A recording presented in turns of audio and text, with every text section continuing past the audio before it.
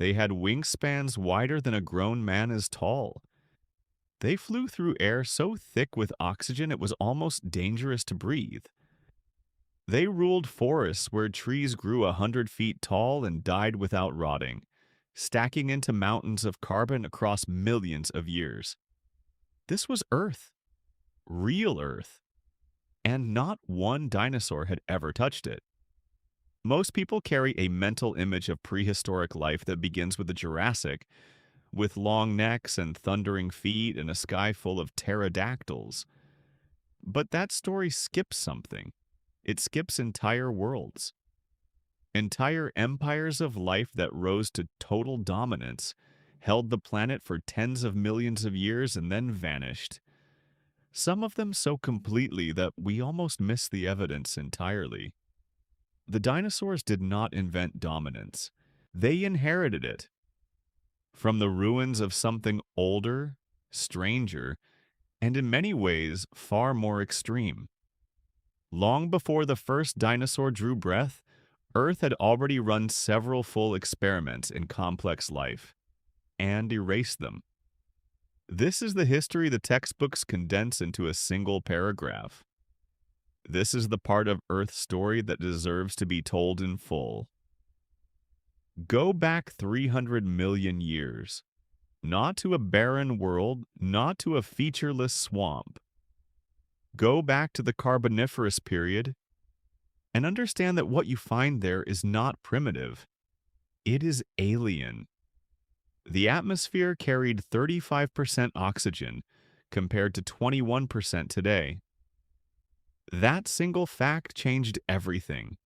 Fire ignited more easily, wounds healed faster, and life, unconstrained by the oxygen limits that quietly govern how large a body can grow, scaled upward into forms that seem like myth. Meganeura, a dragonfly relative, cruised the canopy on wings that stretched over 2 feet across. It did not flutter. It cut through the air like a predator because that is precisely what it was. Arthropleura, a millipede-like creature, grew to nearly 9 feet in length and moved through the undergrowth like a living armored cable. These were not anomalies. They were the product of a system running at extremes. And for millions of years, that system was stable enough to produce consistent, dominant life. The forests were vast and unbroken. Club mosses and giant horsetails stretched toward a sky filtered through canopy layers so thick that the light reaching ground level had a quality unlike anything alive today. Diffused, greenish, ancient. The air itself felt dense, alive with moisture and spore clouds and the constant motion of things that had no name yet, because no one existed to name them. This was not the beginning of life. Life had already been running for over 3 billion years by this point. But this carboniferous world was one of its first experiments in genuine ecological complexity. A layered system, predator and prey, decomposer and producer, a web, and ruling that web at the boundary between water and land were the amphibians, Ariops, Prionosuchus, Mastodonsaurus. These were not frogs. These were apex predators measuring up to 25 feet in length, built low and heavy, with skulls the size of car hoods and teeth designed for one purpose. They controlled the boundary zones, the riverbanks, the floodplains, the shallow lakes, and nothing challenged them. For millions of years, they were the largest land-capable animals on the planet. This was a world with rulers, genuine rulers, a world with structure, hierarchy, ecological history. Then it ended. But that's not the real problem. The real problem is that it didn't end once. It ended multiple times, and each ending was different, different cause, different scale, different aftermath. But the pattern held. Something rises. Something dominates. Something erases it. The close of the Carboniferous brought cooling. The oxygen-rich atmosphere destabilized as the great coal forest collapsed. The giant insects shrank. The amphibian giants retreated. What replaced them, the early reptiles, the synapsids, were not inheritors of stability. They were survivors of a contraction. Life had pulled back, and something new had emerged from the margin. The synapsids, the lineage that would eventually, hundreds of millions of years later, produce mammals, became the next rulers. Dimetrodon, with its dramatic sail fin back, is often mistaken for a dinosaur. It was not. It predates them by more than 40 million years. It walked a world that had already forgotten the Carboniferous, a world recovering, rebuilding, finding new equilibrium, and then Earth reset again. 252 million years ago, the Great Dying occurred. That is its unofficial name, and it earns it. The Permian-Triassic extinction event was not an asteroid. It was not a single impact, a single moment of catastrophe compressed into one afternoon. It was a geological process, volcanic eruptions in what is now Siberia, on a scale that modern minds struggle to scale properly. The Siberian traps poured lava across nearly 3 million square kilometers. For hundreds of thousands of years, volcanic activity released carbon dioxide and sulfur into the atmosphere in quantities that fundamentally altered the chemistry of the planet. The oceans acidified, the temperature rose, oxygen levels in deep water collapsed. Nearly 96% of marine species were eliminated. On land, over 70% of vertebrate species vanished. The insects, which had survived every prior extinction, were hit so hard that this remains the only known mass extinction event to significantly impact insect populations. Earth did not wobble. Earth did not struggle. Earth nearly went silent. This was the largest extinction event in the history of complex life, and most people have never heard its name. They know the asteroid. They know the dinosaurs. They do not know the event that was larger, slower, and more total in its destruction than the impact that closed the Cretaceous. And this changes everything about how we understand the dinosaurs.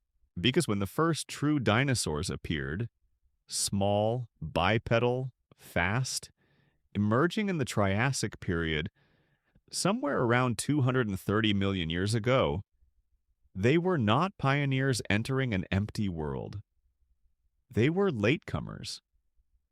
The world they walked into had already been built, ruled, and catastrophically dismantled at least twice over. The rocks beneath their feet contained the compressed remains of entire ecological empires. The atmosphere they breathed had been reformed by events they had no connection to. The rivers they drank from ran through valleys carved by processes that began before their lineage existed. They inherited ruins, and from those ruins they built the age most people think of as the beginning. There is a particular kind of quiet that exists in deep time, not silence. Deep time is never silent, but a quality of removal, of distance so vast it begins to feel like another dimension entirely. When we talk about 300 million years, the number is technically comprehensible. You can write it. You can repeat it. But to feel it, to understand that 300 million years ago, complex ecosystems were already old, requires a different posture of mind. It requires accepting that what we call ancient is, in Earth's biography, almost recent. That the dinosaurs, those creatures we place at the origin of dramatic life, lived closer in time to us than they did the Carboniferous forests they replaced. That Earth's history is not a single ascending line toward the familiar. It is a series of worlds, each complete in itself, each erased, each replaced. The planet is not a stage, it is a force. An antagonist with no agenda and no preference, running experiments across timescales that make human civilization look like a single frame in a film that has been running for 4.5 billion years. The Carboniferous fell. The synapsids fell. The Permian world fell. And eventually, what rose from the wreckage wore a different shape. Smaller at first, light-boned, alert, and it would take another 180 million years before even that world would be swept away. But before any of that, before the long Mesozoic reign, before the famous names and the famous fossils and the famous ending, there was this. Dinosaurs were not Earth's first rulers. Picture a dragonfly. Hold it in your mind. The delicate architecture of its wings, the way it hovers, the way it disappears. Now scale it up, not slightly, dramatically. Give it a wingspan of over 2 feet. Give it weight. Give it the muscular density of a predator that has no competition, no natural ceiling, no biological reason to stay small. Now release it into a forest where the trees are 12 stories tall, and the air is so thick with oxygen that a single lightning strike can ignite entire canopies in seconds. That was real. That happened. That was Tuesday, 300 million years ago. We use the word primitive carelessly. We apply it to anything that existed before the familiar. Before mammals, before flowers, before the creatures we recognize. But primitive implies underdeveloped, incomplete, reaching toward something better. The Carboniferous period was not reaching toward anything. It was not a draft. It was a fully realized world, running at extremes we have never seen since, producing life forms that were not small and tentative, but massive and absolute in their dominance. The mistake is in the framing. We look backward and see precursors. But the creatures that ruled the Carboniferous did not experience themselves as precursors. They were the apex, the finished product of their moment. And their moment lasted for 60 million years. 60 million years. The entire span of mammalian evolution from the death of the dinosaurs to right now fits inside that number. The engine behind all of it was a single atmospheric variable, oxygen. Today, the air you breathe is approximately 21% oxygen. It has been near that level with variations throughout most of the age of mammals. It is the level your body is calibrated for, the level at which your lungs work efficiently, at which your cells process energy at the rate evolution designed them to. 21% feels normal because it is all we have ever known. The Carboniferous atmosphere held 35%. That gap is not trivial. It is the difference between one world and another. Oxygen at that concentration changes the physics of being alive in ways that cascade through every system. Metabolic, ecological, geological. Fire behaves differently. Wounds close faster, and for arthropods, insects, millipedes, the ancient relatives of spiders and crustaceans, oxygen concentration is the single most important factor governing how large a body can grow. Arthropods do not breathe the way you do. They have no centralized lung, no diaphragm driving air into a closed system.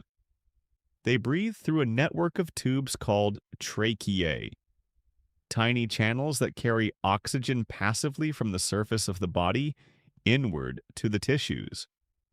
At 21% atmospheric oxygen, that passive diffusion system has a hard limit. The tubes can only carry so much oxygen so far. Beyond a certain body size, the inner tissues starve. Growth stops. At 35%, that limit moves outward, dramatically, and life took full advantage. Meganeura was not the only giant. It was simply the most visually arresting, the creature that most immediately communicates the strangeness of the Carboniferous to a modern eye. Because we know dragonflies and we know what it means when one becomes the size of a hawk. But the gigantism was systemic. It ran through the arthropod lineage like a design instruction applied universally. Pulmonoscorpius, a scorpion relative, reached nearly 3 feet in length. Arthropleura, the great millipede analog of the period, grew to almost 9 feet and weighed more than a large dog. It moved through the undergrowth on dozens of legs, armored and deliberate, the largest known land invertebrate in the history of the planet. These were not outliers. They were the norm of their ecosystem, the expected scale of things, and the ecosystem that produced them was equally extreme. The Carboniferous world was dominated by Pangaea in its early formation, a vast supercontinent assembling itself through the slow collision of crustal plates, surrounded by the Prototethys Ocean, covered across its equatorial zones by forest so dense and unbroken that it operated almost as a single organism. Club mosses, Lepidodendron, grew to over 100 feet in height, their trunks scaled in diamond patterns that made them look less like trees and more like columns of something architectural. Calamites, the giant horsetails, formed dense understories. Seed ferns spread across every available surface. The canopy was layered. The light that reached the forest floor was filtered through so many levels of green that it arrived diffused, almost oceanic. Low angle, muted, cast in shades that no living forest produces today.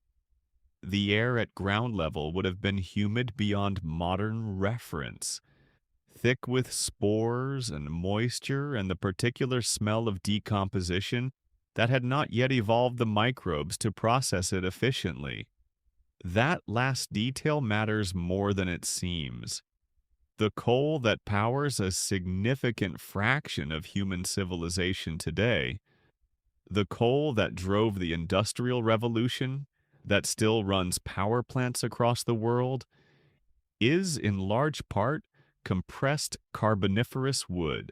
And the reason those trees became coal rather than simply decomposing and recycling their carbon back into the ecosystem is that for millions of years, the fungi and bacteria capable of breaking down lignin, the structural compound in wood, had not yet fully evolved. Trees fell. They accumulated. Layer on layer, million year on million year, the carbon piled up instead of returning to the atmosphere. This created a feedback loop with the oxygen. More carbon locked in wood meant less carbon dioxide in the atmosphere, which slowed the warming effect and kept the climate relatively stable for the megaforests. But the trees themselves, through photosynthesis, kept producing oxygen. Oxygen that had nowhere to go, that built in the atmosphere to levels that transformed every living thing inside it. The world was, in a meaningful sense, building itself toward an extreme. It gets worse. Or more precisely, it gets more unstable. At 35% oxygen, fire is not a rare event contained to dry seasons and lightning strikes. Fire is a constant companion of any dry spell. The hyper-oxygenated atmosphere of the late Carboniferous made combustion aggressive. Fires lit faster, burned hotter, spread more readily through the packed organic matter of the megaforests. Fossilized charcoal, called fusain, appears throughout Carboniferous rock deposits at concentrations far above any other geological period. The forests burned regularly, and the burning was itself part of the cycle, clearing sections of canopy, releasing nutrients, creating conditions for regrowth. But the system was not infinitely stable. A world running at extremes is a world with narrow tolerances. Push any variable far enough, and the entire architecture becomes fragile. The amphibians understood none of this. They did not need to. On the banks of carboniferous rivers and lakes, the amphibian rulers of the terrestrial world conducted their lives at a scale that modern amphibians, frogs, salamanders, the modest creatures that survive today, do not even suggest. Ariops was a squat, heavily built predator, roughly 5 feet long with the skull wide enough and flat enough to look almost architectural. It hunted at the water's edge, moving between aquatic and terrestrial environments, with the casual authority of something that has no competitors to account for. But Ariops was not the largest. Prionosuchus, emerging slightly later in the Permian that followed, reached sizes comparable to a modern saltwater crocodile. Some estimates pushing toward 25 feet for the largest specimens. It was not a dinosaur. It was not a reptile in any meaningful evolutionary sense. It was an amphibian, a temnospondyle, part of a lineage that had ruled the waterways and land margins for tens of millions of years before anything resembling a dinosaur existed. These creatures moved through a world calibrated to their scale. The prey items available to them were large.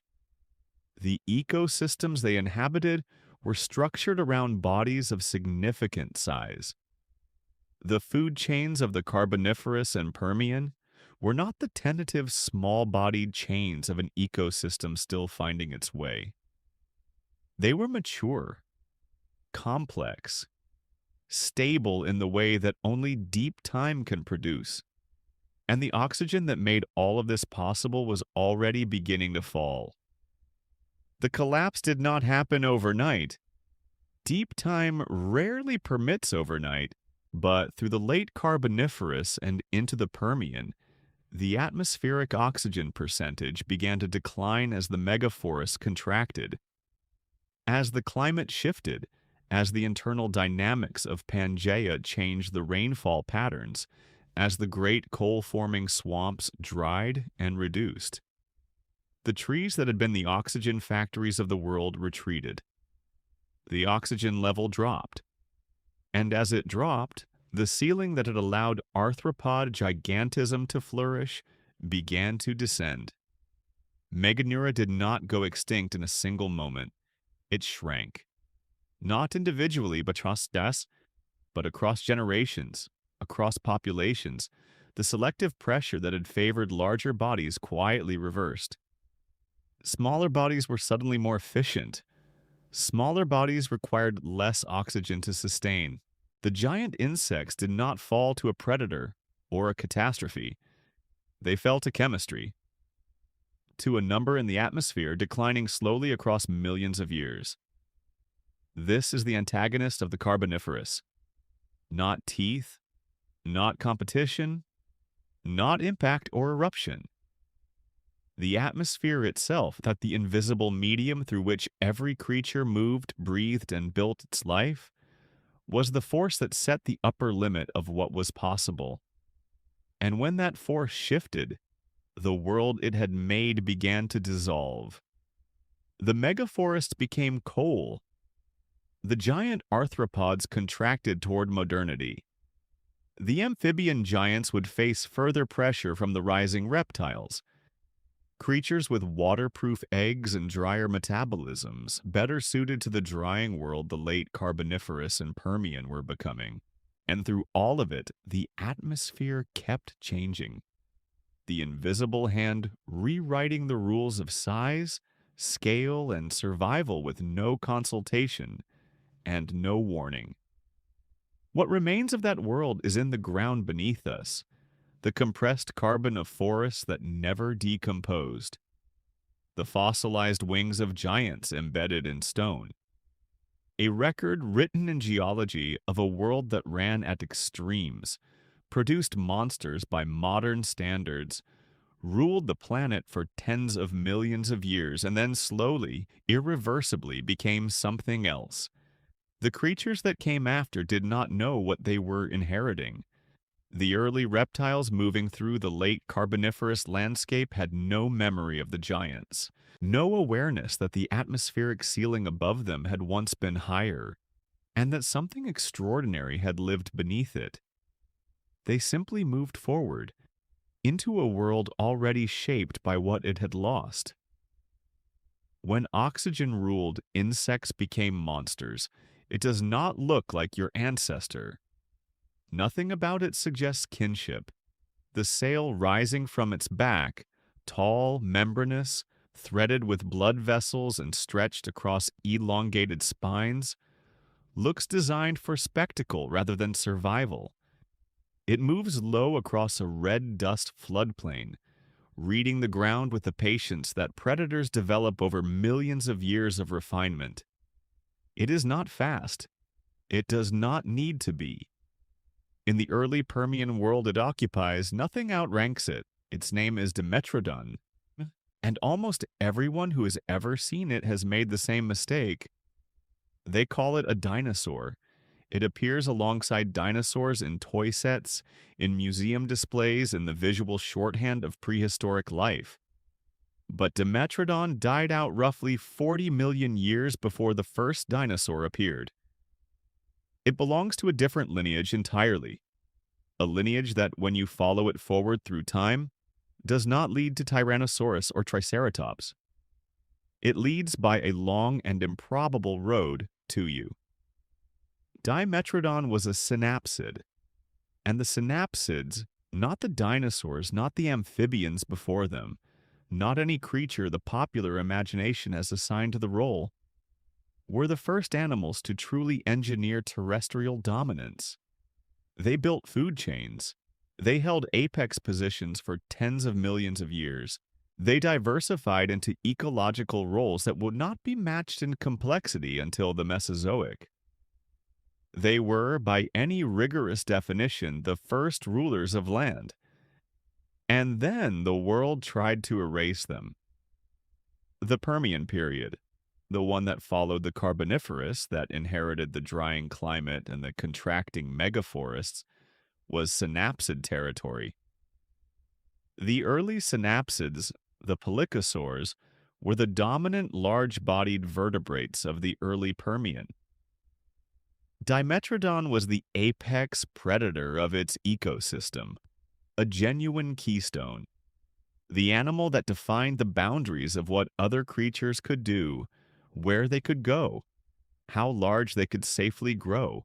Fossilized assemblages from Texas and Oklahoma, from redbed formations that preserve an extraordinary window into early Permian ecology, show Dimetrodon-like predators at the top of food chains containing dozens of species. This was not a simple ecosystem. It was a web. The sail mattered. Current science leans toward thermoregulation. The membrane, rich with blood vessels, likely functioned as a heat exchange surface, allowing Dimetrodon to warm its core temperature faster in morning light than its prey could manage. In a world before endothermy and before warm-blooded metabolisms, the ability to become active earlier to hunt while competitors were still sluggish with cold was a decisive advantage. The sail was not decoration. It was an engineering solution to a specific problem, and it worked well enough to make Dimetrodon the dominant predator of its world for millions of years. But the pelycosaurs were only the opening act. As the Permian progressed, the synapsid lineage did not stand still. It evolved. The pelycosaurs gave way through a gradual process of competitive replacement and ecological pressure to the therapsids. And the therapsids were something new, something that represented a measurable step toward the biological architecture we now associate with mammals. More upright posture, more advanced jaw mechanics, evidence in some lineages of proto-hair or skin structures suggesting early insulation, metabolisms moving, incrementally, toward the warm-blooded efficiency that would eventually define the mammalian body plan. The therapsids diversified into every available ecological niche. Dicynodonts, strange, beaked, barrel-bodied herbivores, became the dominant large herbivores of the Middle and Late Permian, spreading across the supercontinent in populations so dense that their fossils appear on every landmass that was once part of Pangaea. Gorgonopsids, fast, saber-toothed, long-legged hunters, replaced the pelycosaurs as apex predators. Cynodonts, small and increasingly mammal-like in their skull anatomy and probable behavior, began filling the smaller predator and omnivore roles that would eventually become the mammalian ecological template. This is the moment that changes how you understand your own history. The cynodonts were not dinosaurs. They were not reptiles in the conventional sense. They were synapsids, the same lineage as Dimetrodon, refined across millions of years of selection pressure into something increasingly familiar. The cynodont skull shows a jaw structure moving toward the mammalian configuration. The cynodont body proportions suggest a more upright stance than most earlier synapsids. Some cynodont species may have had whiskers. Some may have nursed young. The evidence is fragmentary and contested, but the direction of the lineage is unmistakable. You are looking at your ancestors, not metaphorically, not in the loose sense that all life shares common origin, directly.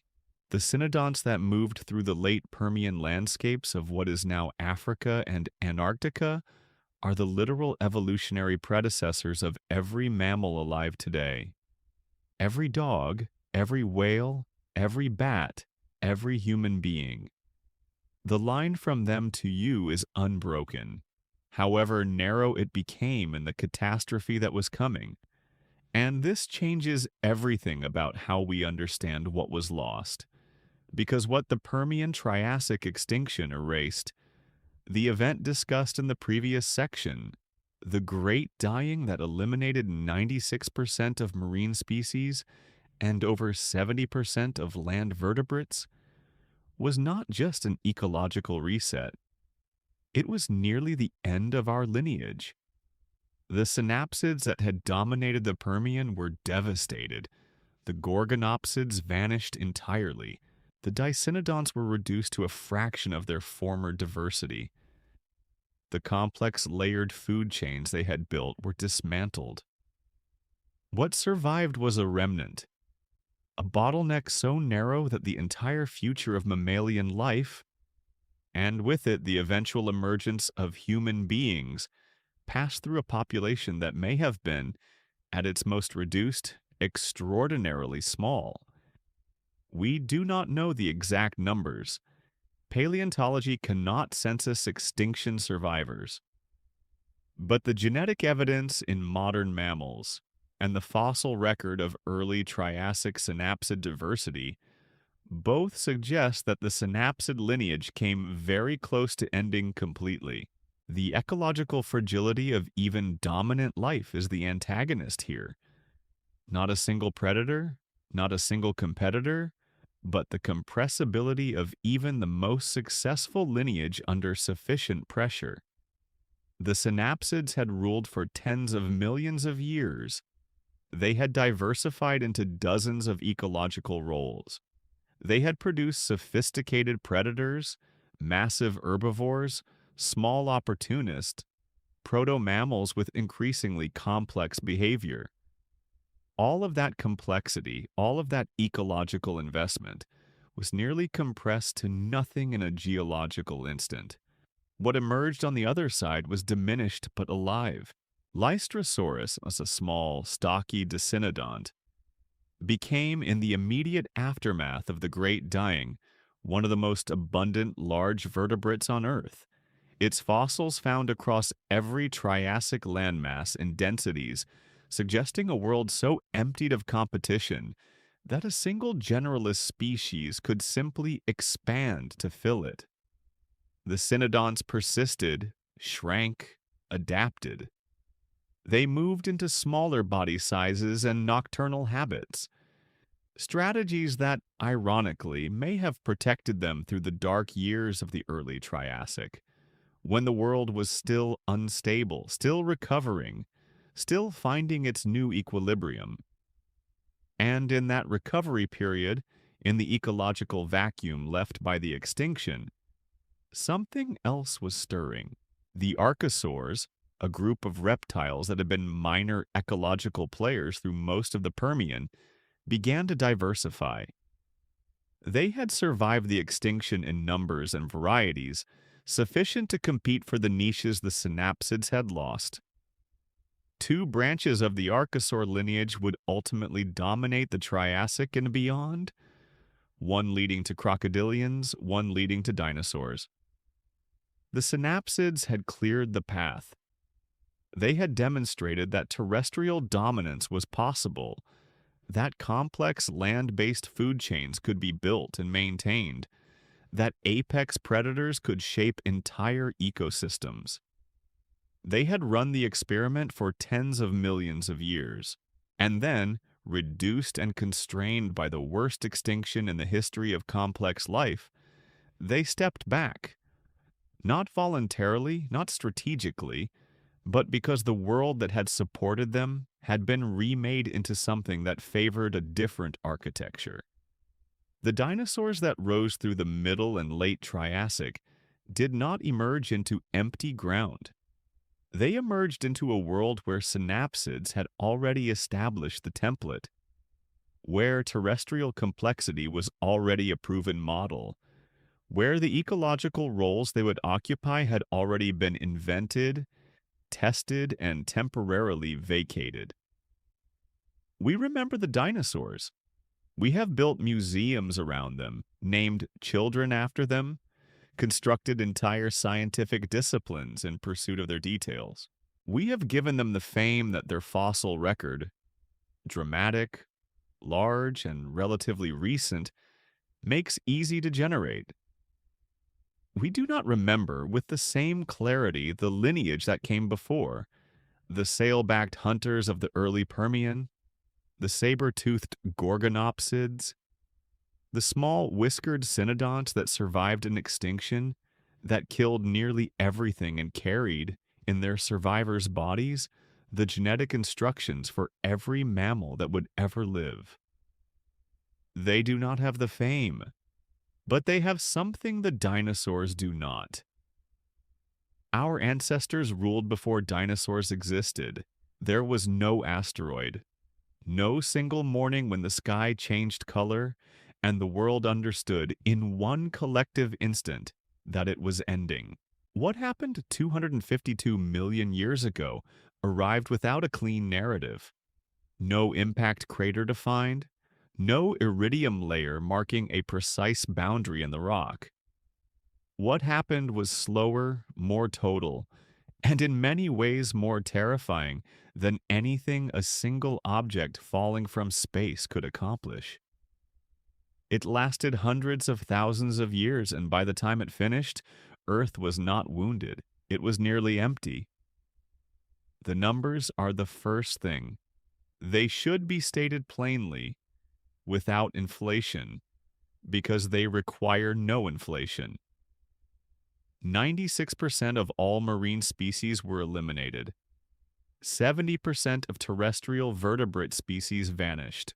An estimated 83% of all genera, not species genera, were erased from the fossil record at the Permian-Triassic boundary.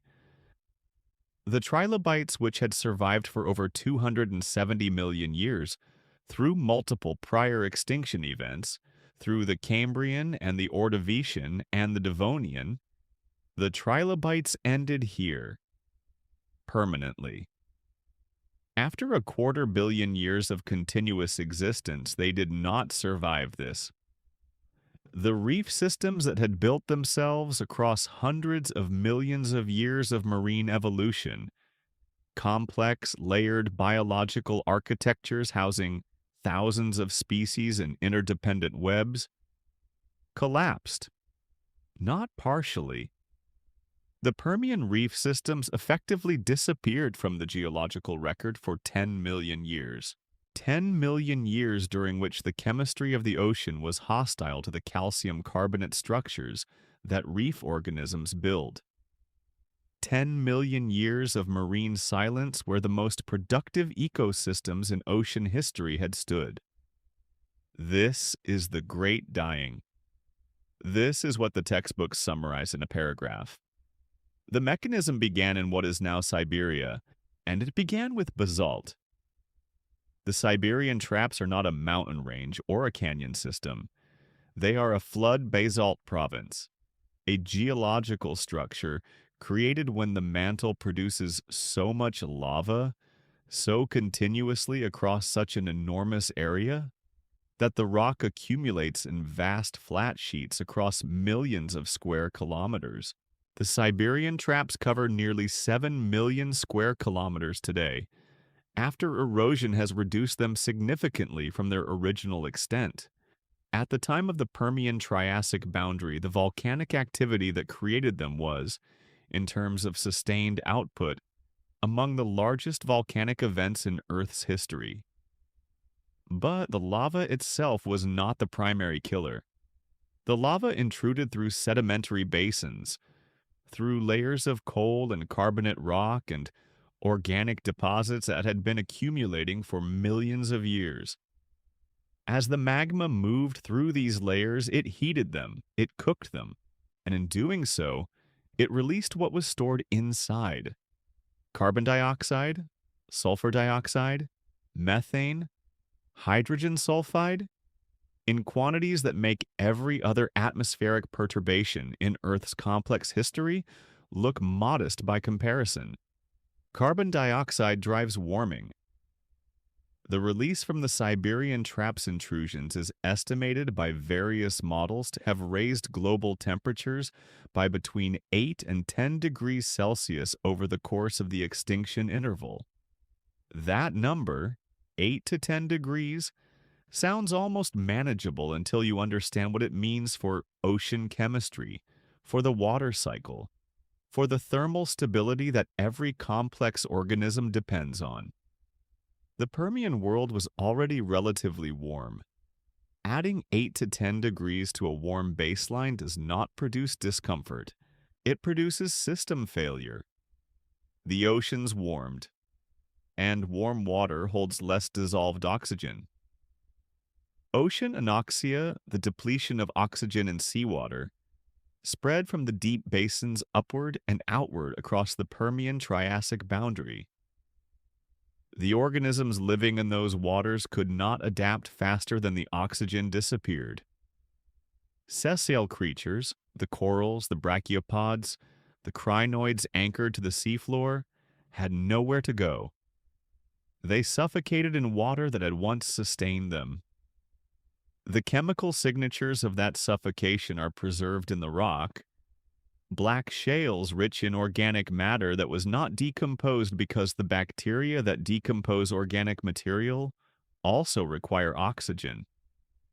The dead accumulated. The seafloor went dark. Sulfur dioxide, meanwhile, combined with atmospheric water vapor to produce sulfuric acid rain. The evidence for this exists in the isotopic signatures of Permian-Triassic boundary sediments. Chemical fingerprints of acid precipitation falling across terrestrial landscapes already stressed by heat and drought. Acid rain kills vegetation. It strips nutrients from soil. It acidifies freshwater systems.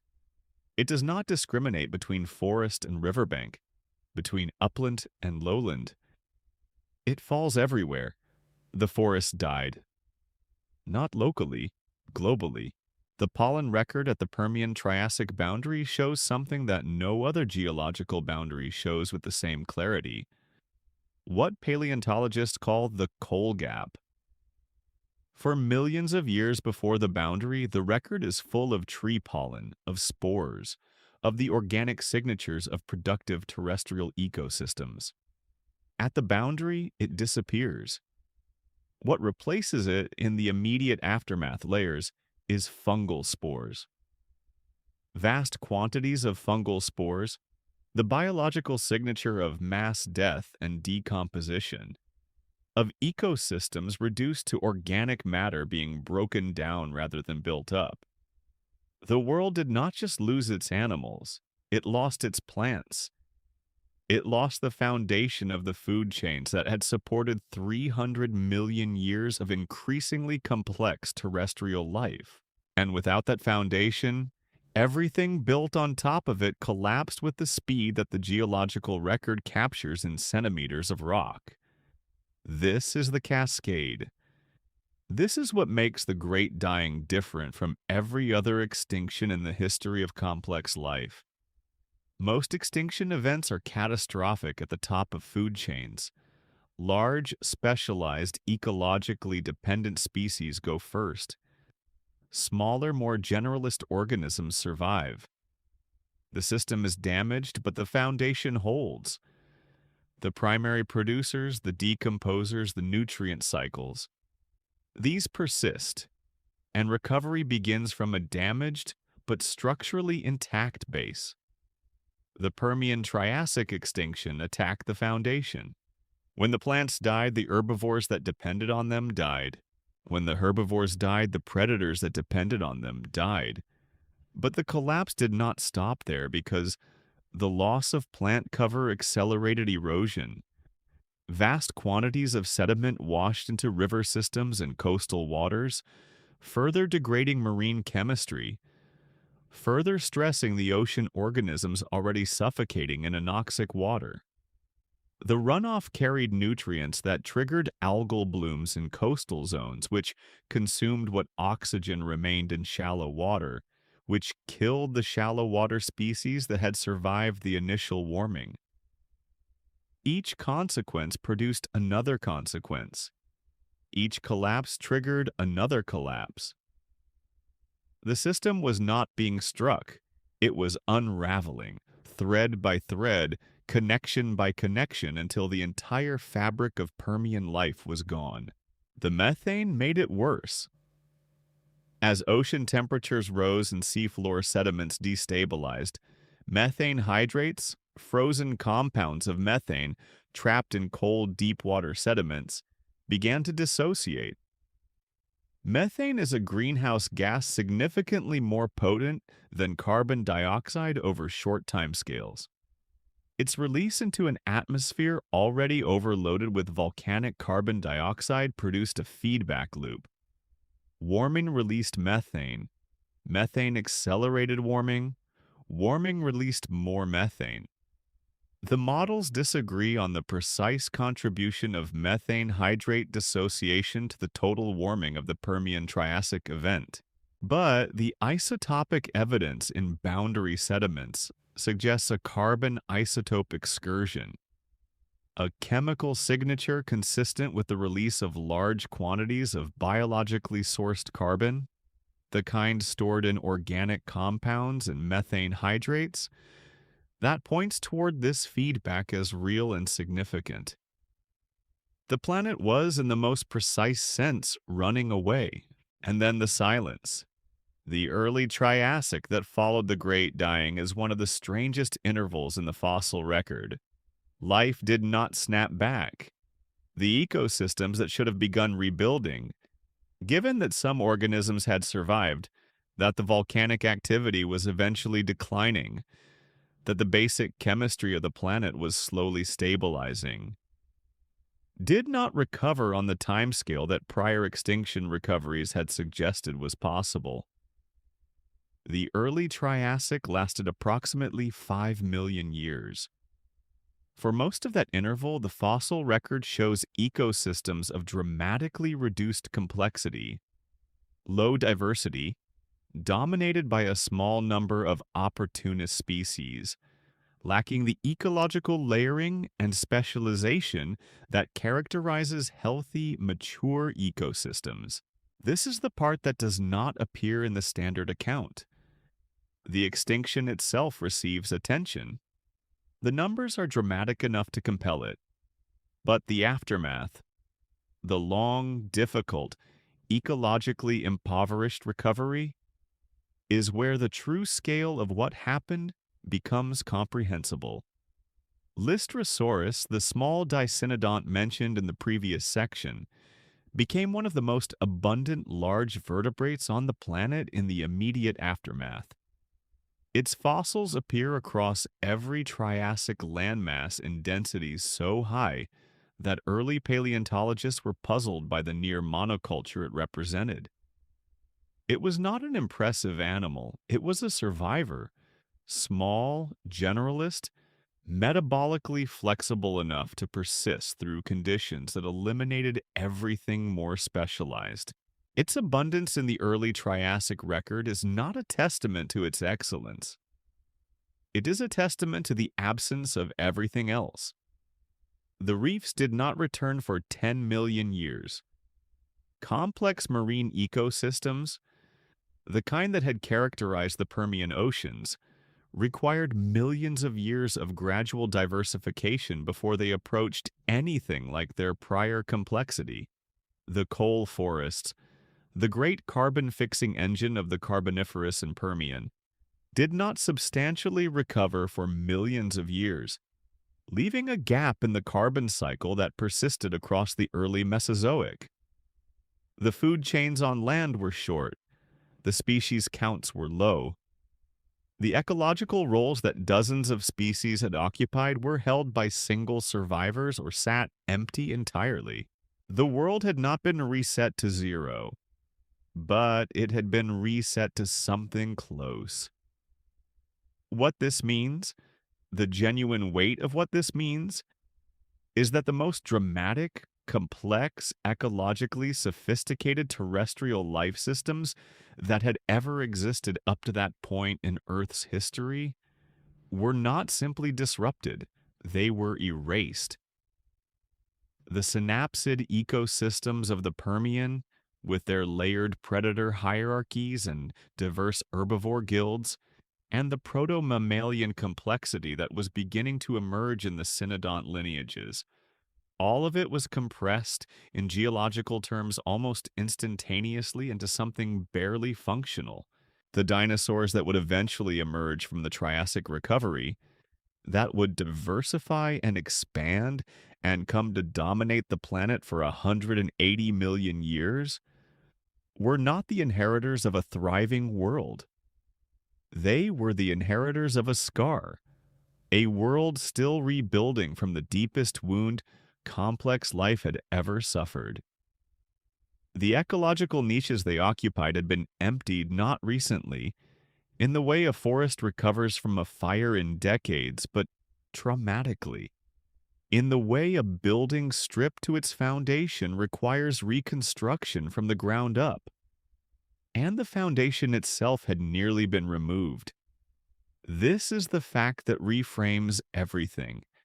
The asteroid that killed the dinosaurs 66 million years ago eliminated perhaps 75% of species.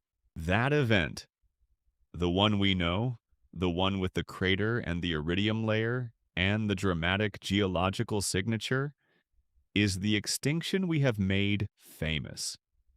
It ended the Mesozoic. It cleared the path for mammals. It is, in the popular imagination, the definitive catastrophe of Earth's biological history. It was not as bad as this. The Great Dying was larger in scale, longer in duration, deeper in its attack on the structural foundations of life, and more total in its elimination of ecological complexity. It nearly ended the experiment, not a branch of the experiment, not a dominant group within the experiment itself. The 300 million year project of building increasingly complex, increasingly interconnected, increasingly sophisticated living systems on the surface of this planet came in the Permian-Triassic interval closer to permanent termination than at any other moment since the first complex animals appeared. The volcanoes of the Siberian traps did not intend this. The warming ocean did not choose it. The methane rising from destabilizing seafloor sediments had no preference for outcome. The antagonist of the great dying is not a force with agency. It is more unsettling than that. It is the simple mechanical consequence of planetary processes operating at scale, indifferent to the complexity they were consuming, indifferent to the 300 million years of biological investment they were erasing, indifferent to the question of whether anything would survive to rebuild. Something did survive, narrowly. The cynodonts that would become mammals, the archosaurs that would become dinosaurs and crocodilians, a handful of marine lineages compressed to fragments of their prior diversity. Life held in the early Triassic by a margin that the fossil record makes feel uncomfortably thin. What came after, the Mesozoic, the age of dinosaurs, the eventual emergence of mammals, and eventually of human beings, was not inevitable. It was contingent. It depended on survivors that almost were not. The world we live in, the lineage we belong to, the entire subsequent history of complex life on this planet, passed through the eye of the great dying and emerged on the other side diminished, fragile, and carrying, in its surviving bodies, no memory of how close the ending came. Life almost ended before dinosaurs began. The forests were gone, not thinned, not damaged, gone. What remained in the immediate aftermath of the great dying was a landscape so reduced in biological complexity that the word ecosystem barely applied. Sparse ferns pressed close to cracked earth, a thin sky still chemically unstable over terrain that erosion was carving without root systems to hold the soil in place. The rivers ran brown with sediment, carrying the dissolved remnants of forests that no longer existed into coastal waters that could no longer process the load. If you had stood on the shore of the early Triassic world and looked inland, you would not have seen wilderness. You would have seen something closer to absence. This is the part of Earth's story that receives almost no attention. The Great Dying gets its name. The extinction numbers get repeated. But the silence that followed, the long, difficult, ecologically impoverished interval that stretched across the first 5 to 10 million years of the Triassic, is treated as a footnote to the catastrophe rather than as a catastrophe of its own. It should not be, because the silence is where the true scale of what happened becomes visceral, not in the numbers of the dying, but in the quality of what the living had left. Complexity had been the achievement of 300 million years of biological refinement. Layered food chains, specialists occupying narrow ecological roles, predators that had co-evolved with their prey across millions of years of arms race pressure, mutualist relationships between plant and pollinator, between host and symbiont, between reef builder and the hundreds of species that depended on the structures they created. All of that co-evolutionary investment, all of that ecological architecture required the participants to survive together. Remove enough of them, and what remains is not a damaged version of the prior system. It is a different kind of world entirely. The early Triassic was that different kind of world. Lystrosaurus moved through it.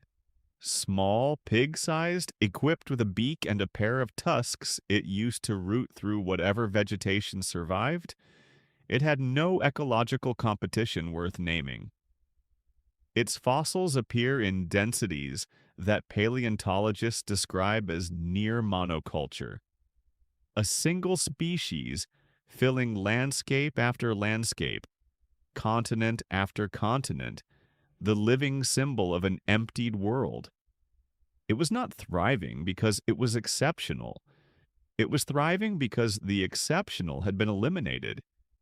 The predators that had structured the Permian world were gone. The gorgonopsids. The saber-toothed synapsid hunters that had defined the upper limits of the Permian food chain had not survived. What took their place was not an equivalent. There was no equivalent. The early Triassic apex predators were modest things, occupying the top of food chains so short and simple that the role of apex predator had been fundamentally redefined by the scarcity of what lay beneath them. The climate compounded the biological poverty. The warming that had driven the extinction had not simply peaked and reversed.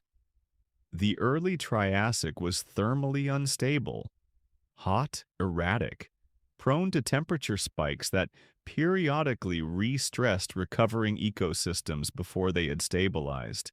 Evidence from oxygen isotopes in early Triassic fossil teeth suggests equatorial sea surface temperatures may have periodically reached levels lethal to most marine organisms.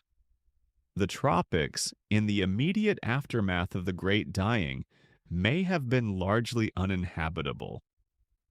A thermal exclusion zone where recovery could not begin because the temperatures were too hostile to sustain even the generalist survivors.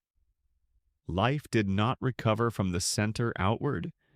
It recovered from the margins, from the higher latitudes where temperatures had moderated, where the volcanic forcing was slightly less extreme, where the soil chemistry was hostile but not impossible. The rebuilding of Earth's biosphere after the Great Dying was not a story of resilience at scale. It was a story of refugia, small pockets of relative stability where survivors concentrated, where diversity began, slowly and tentatively, to rebuild. And this is where the story changes. Because in those refugia, in the thin soils and sparse vegetation of the early Triassic recovery world, something new was beginning to move. Not yet dominant, not yet visible in the fossil record as a major ecological presence. But there, in the margins and the gaps between the communities of survivors, the archosaurs were diversifying. The archosaur lineage had passed through the Great Dying in reduced form, as most lineages had. But they had passed through, and in the ecological vacuum of the early Triassic, with the synapsid lineage compressed to small nocturnal generalist survivors and the ecological roles of the Permian world sitting largely empty, the archosaurs found room to expand, to experiment, to produce forms that the Permian world, structured and occupied as it had been, would never have permitted. The early archosaurs were not dinosaurs. That distinction matters. The Triassic archosaur radiation produced an extraordinary variety of forms, some heavily armored, some built for speed, some ecological experiments that would not persist beyond the Triassic itself. Proterochampsids that moved like large amphibians through floodplain environments, edosaurs, armored herbivores with body plans that suggested experimentation rather than refinement, phytosaurs that occupied the large semi-aquatic predator role in the way crocodilians would later, long-snouted and ambush-oriented, filling the space that the great amphibian apex predators had once occupied. These were not primitive creatures fumbling toward the dinosaur body plan. They were complete organisms adapted to a specific world. The impoverished, climatically unstable, ecologically simplified world of the early and middle Triassic.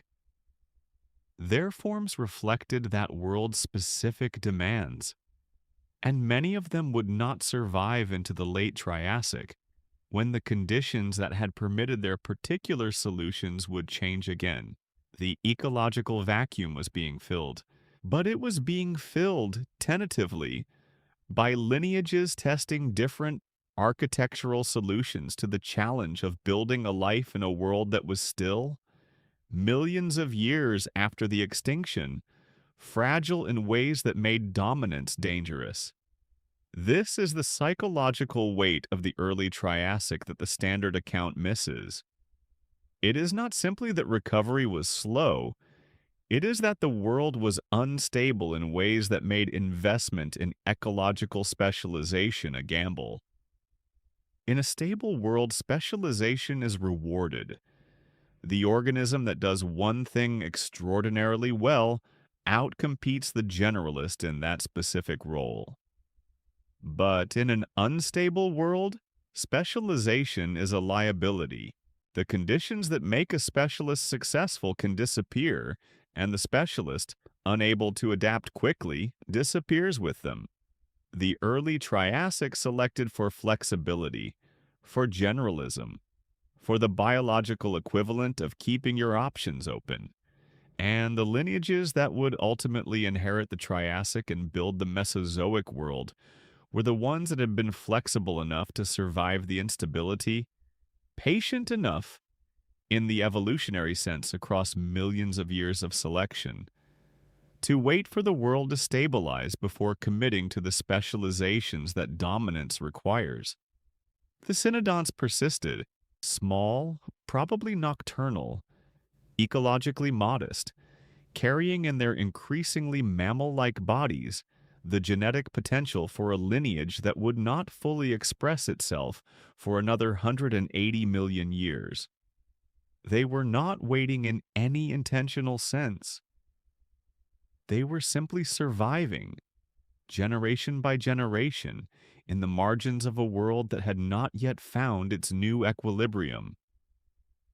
The archosaurs diversified, slowly at first, then with increasing speed as the climate stabilized through the middle Triassic, as plant communities rebuilt enough complexity to support more elaborate food chains, as the ecological roles that the Permian world had developed and the Great Dying had emptied began to be reoccupied by new lineages with new solutions.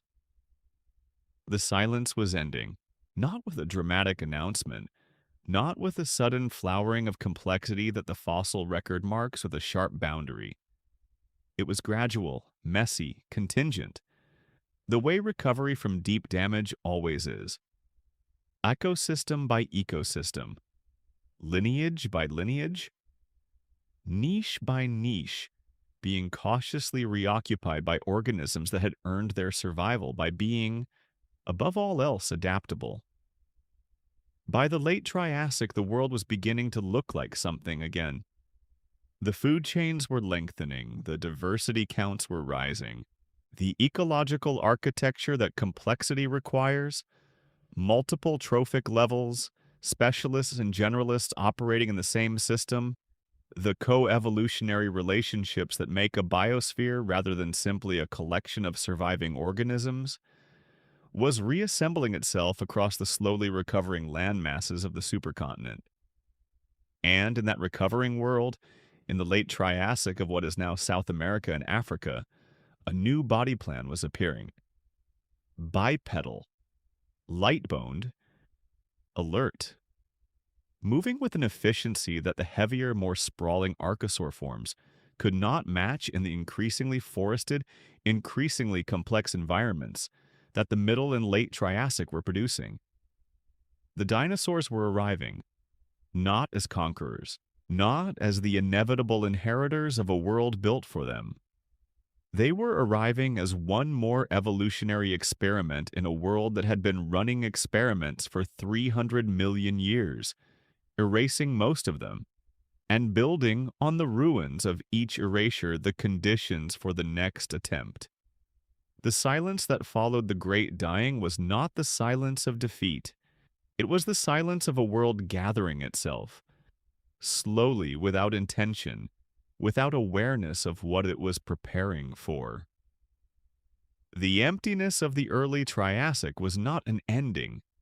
It was the particular kind of emptiness that only exists before something fills it. Earth had to start over. The first dinosaurs were not impressive. That needs to be stated clearly without apology, because the entire weight of what the dinosaurs eventually became. The 180 million year dominance, the planetary scale, the sheer biological drama of the Mesozoic tends to project backward onto their origins in a way that distorts what actually happened. The first dinosaurs were small. Some were bipedal and lightly built, moving through late Triassic underbrush at perhaps knee height. Some were predatory, built for speed rather than power. None of them, in the middle to late Triassic world they entered, held anything resembling dominance. The world they entered was already occupied. This is the detail that the popular account of dinosaur origins consistently obscures. The rise of the dinosaurs is narrated in most tellings as an ascent, a lineage moving steadily upward from obscurity to planetary control, driven by some inherent biological superiority that made their eventual dominance inevitable. But that narrative is constructed in retrospect by observers who already know how the story ends. In the late Triassic itself, nothing about the dinosaurs situation suggested inevitability. They were one lineage among several, competing for ecological space in a world that had already assigned most of its major roles to other claimants. The crocodile line archosaurs held those roles. The archosaur lineage had split early in the Triassic recovery into two major branches: the line that would eventually produce birds and dinosaurs, and the line that would eventually produce crocodilians. That second branch, the Pseudosuchians or crocodile line archosaurs, had, through the middle and late Triassic, diversified into an extraordinary range of body plans and ecological roles that made them, not the dinosaurs, the dominant large-bodied vertebrates of the Triassic world. Rawasuchians were the apex predators, large, some reaching lengths of 6 to 7 meters, built with semi-erect postures that gave them locomotive efficiency beyond what their sprawling ancestors had managed. They occupied the top of Triassic food chains with the authority of animals that had earned their position through millions of years of competitive refinement. They were not proto-crocodiles in the sense of being primitive or incomplete. They were fully realized predators, ecologically sophisticated, anatomically advanced, the dominant hunters of their world. Adasaurs, heavily armored, with body plans that distributed weight across wide, low frames studded with osteoderms, occupied the large herbivore roles. Phytosaurs, superficially similar to modern gharials with their long, narrow snouts and semi-aquatic habits, controlled the large waterway predator niche that crocodilians would eventually inherit. The ecological architecture of the late Triassic was not empty, waiting for dinosaurs to fill it. It was a functioning system, staffed primarily by pseudosuchians producing complex food chains in the floodplain and forest environments of the assembling supercontinent. The early dinosaurs moved through this world as minor players. Eoraptor, Herrerasaurus, the earliest ornithischians. These were animals occupying the smaller, less contested ecological spaces. The gaps between the established pseudosuchian hierarchies, the mid-sized predator roles, the fast-moving insectivore and small vertebrate hunter niches that the large Rawisuchians were not built to fill. They were not challenging the existing order, they were fitting themselves into the spaces it had left available. And for tens of millions of years, this was how it remained. The Triassic lasted approximately 50 million years. The dinosaurs were present for perhaps the last 20 to 25 million of those years. And for most of that time, they were not expanding, they were persisting. The fossil record of the late Triassic does not tell a story of dinosaur ascent. It tells a story of pseudosuchian dominance, with dinosaurs as a present but ecologically secondary component of ecosystems controlled by other lineages. This matters because it dismantles the idea that the dinosaurs' eventual dominance reflected biological superiority. If they were superior, if their body plan, their metabolism, their locomotor efficiency gave them decisive competitive advantages over the pseudosuchians they coexisted with, then the ecological evidence of the late Triassic should reflect it. It does not. What the late Triassic record shows is competitive parity at best, pseudosuchian dominance at worst, and a dinosaur lineage that was holding its position rather than expanding it. But that's not the real problem. The real problem is not that dinosaurs were modest in the Triassic. The real problem is that they had no particular reason to stop being modest until something from outside the competition itself changed the terms entirely. Approximately 201 million years ago, the Triassic ended. Not gradually, not through the slow competitive replacement of one lineage by another, but through another extinction event. The end Triassic mass extinction, driven by another episode of large igneous province volcanism. This time the Central Atlantic magmatic province, erupting as the supercontinent Pangaea began its long fragmentation. The mechanisms were recognizable from the Great Dying: carbon dioxide release, warming, ocean acidification, disruption of terrestrial plant communities. The scale was smaller than the Permian-Triassic event, but the ecological consequences were, for the Triassic world's dominant lineages, catastrophic. The Rauisuchians did not survive. The Etosaurs did not survive. The Phytosaurs did not survive. The pseudosuchian dominance that had characterized the entire Triassic, that had kept the dinosaurs in secondary ecological positions for tens of millions of years, was dismantled, lineage by lineage. In the end, Triassic extinction's elimination of the large-bodied, ecologically specialized creatures most vulnerable to rapid environmental destabilization. The crocodile-line archosaurs were not entirely eliminated. The lineage that would become modern crocodilians survived, but in reduced form, retreating toward the semi-aquatic margins, where the specific physiological tolerances of the crocodilian body plan provided protection that the fully terrestrial pseudosuchians lacked. They survived, but they were no longer the dominant terrestrial vertebrates. That role had been vacated. The ecological space that Rauisuchian apex predators and Atosaur herbivores had occupied was suddenly, for the first time in the history of the Mesozoic, genuinely empty. The dinosaurs were still there. They had persisted through the end Triassic extinction, not because they were specially protected from it, but because the ecological positions they occupied, being smaller and less specialized than the pseudosuchians that were eliminated, made them somewhat less vulnerable to the specific pressures the extinction imposed. The generalist advantage that the Great Dying had selected for in the synapsid survivors 45 million years earlier operated again here at smaller scale.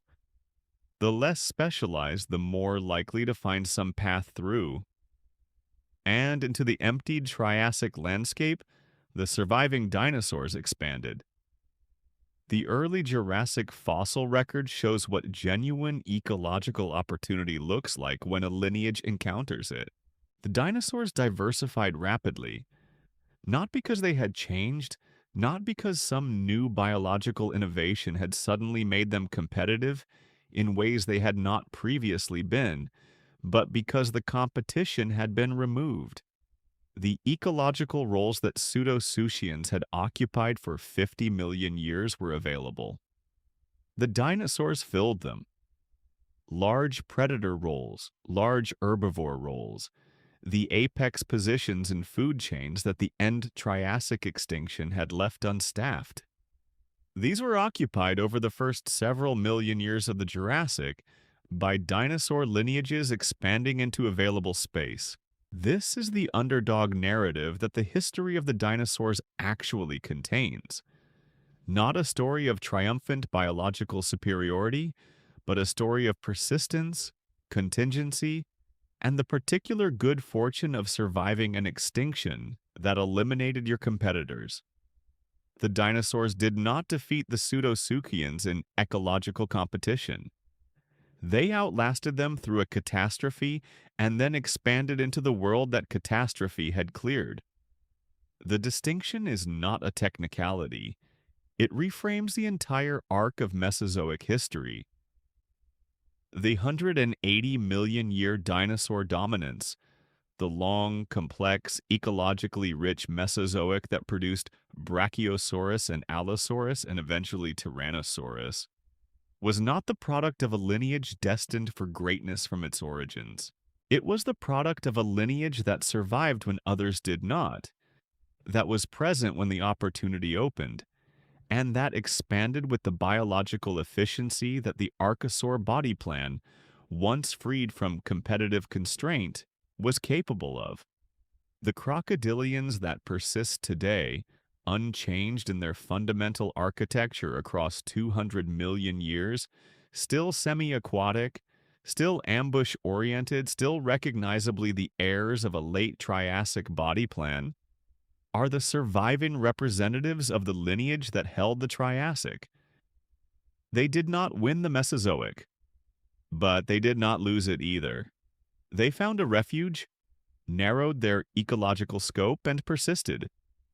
As crocodilians, as a body plan, as a lineage, while everything around them changed repeatedly. There is something in that persistence worth noting. The crocodilian lineage is, in one sense, a monument to the Triassic world that the end Triassic extinction destroyed. A living record of the Pseudosuchian dominance that the dinosaurs never overcame in competition, that only an extinction event could displace. Every modern crocodile is, in its architecture, a remnant of the world that the first dinosaurs lived in as secondary players. The world that had to be erased before the dinosaurs could become what we remember them as. They moved through a door that catastrophe opened, and they walked through it not as conquerors, but as survivors who found, on the other side, a world that finally had room for them.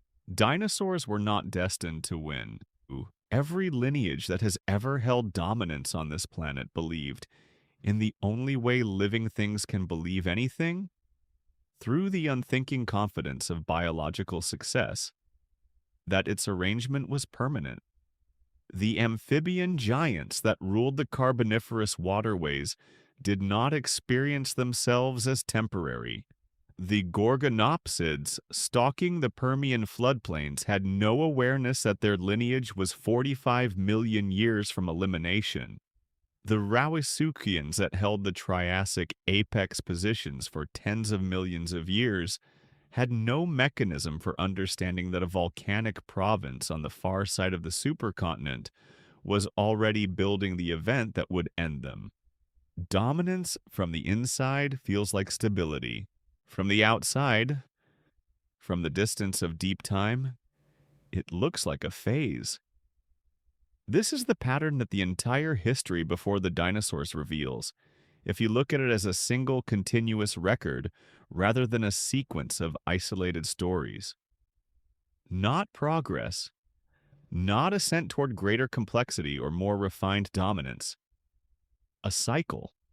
Rise, consolidation, catastrophic disruption, collapse, recovery, rise again, with different players each time, different mechanisms of disruption, different survivors rebuilding in different directions. The players change. The pattern holds. The Carboniferous giants gave way to the Permian synapses. The synapsids were nearly erased by the Great Dying and replaced, in the ecological vacuum, by the Archosaurs. The Archosaurs were split by the end Triassic extinction into the crocodilian remnant and the opening that the dinosaurs walked through. The dinosaurs held dominance for 180 million years, longer than any prior group, long enough that the word dominance barely captures it. And then a 6-mile wide object arrived from space and compressed their reign, in a matter of years, into geology. And into the emptied Cretaceous world, the mammals expanded. The cynodont survivors of the Great Dying compressed for 180 million years into small, nocturnal, ecologically modest roles by the very dinosaurs that had replaced their dominance, finally found the open door. They walked through it for the same reason the dinosaurs had walked through theirs. Not because they were superior, but because the competition had been removed, and they were present when it was. 50 million years later, one branch of that mammalian expansion produced a bipedal primate with an unusually large brain and an unprecedented capacity for modifying the environment to suit its requirements. That lineage built cities. It developed agriculture, writing, science, technology capable of modeling the very geological processes that had repeatedly dismantled every prior dominant system.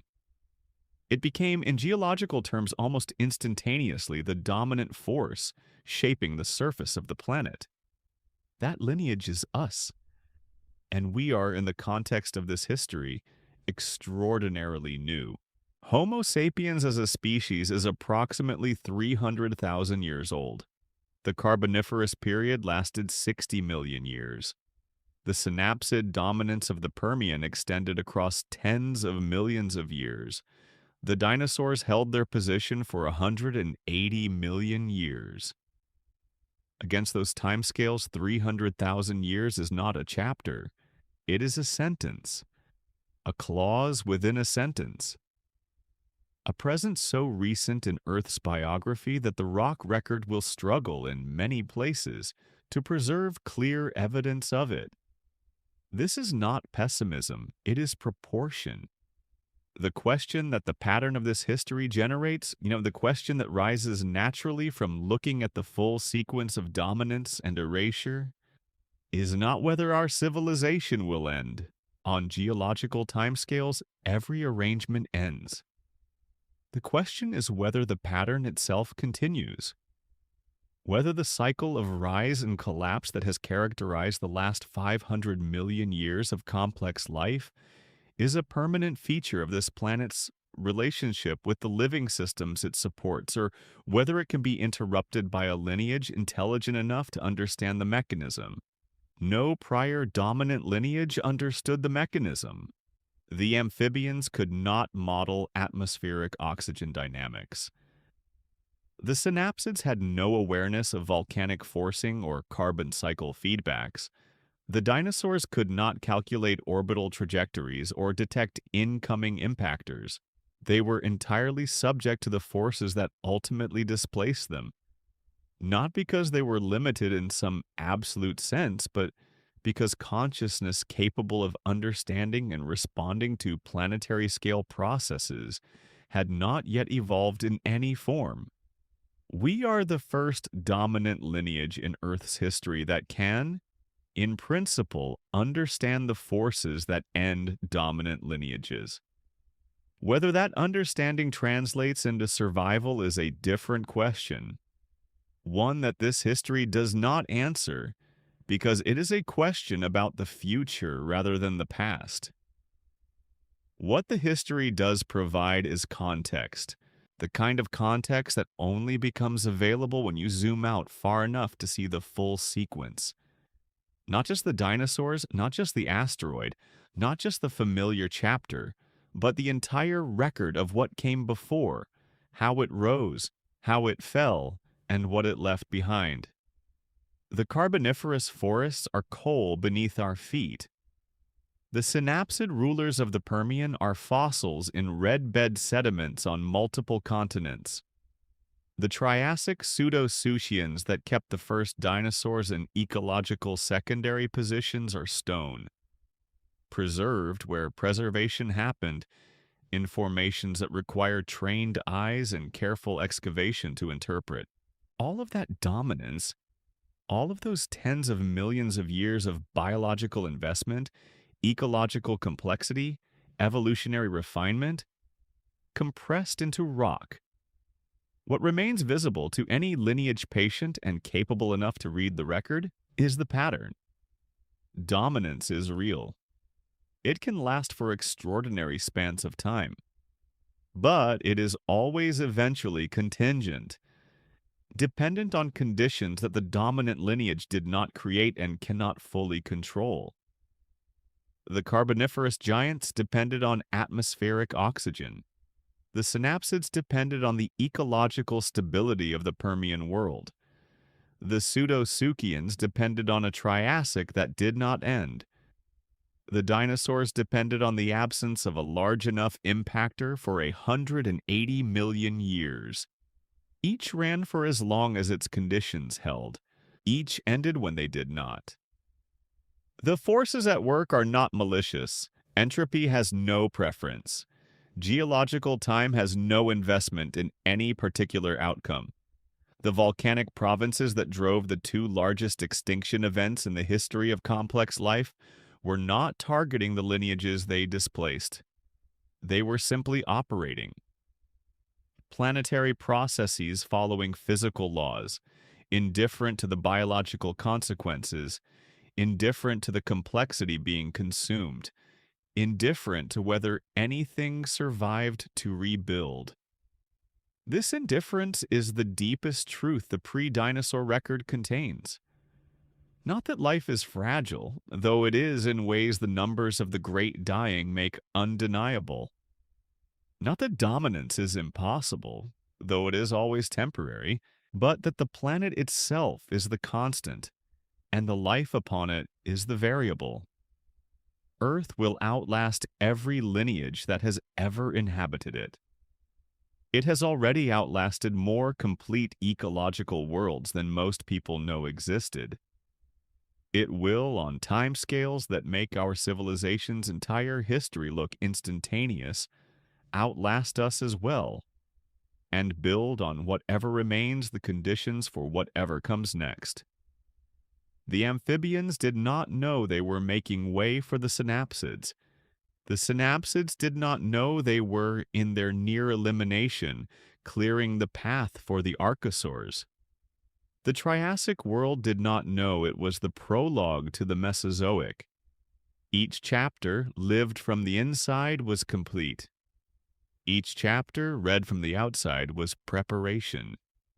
We are inside our chapter. We cannot read it from the outside. We can only read the chapters that came before. The full, strange, catastrophic, resilient record of everything that rose and fell on this planet before our lineage arrived.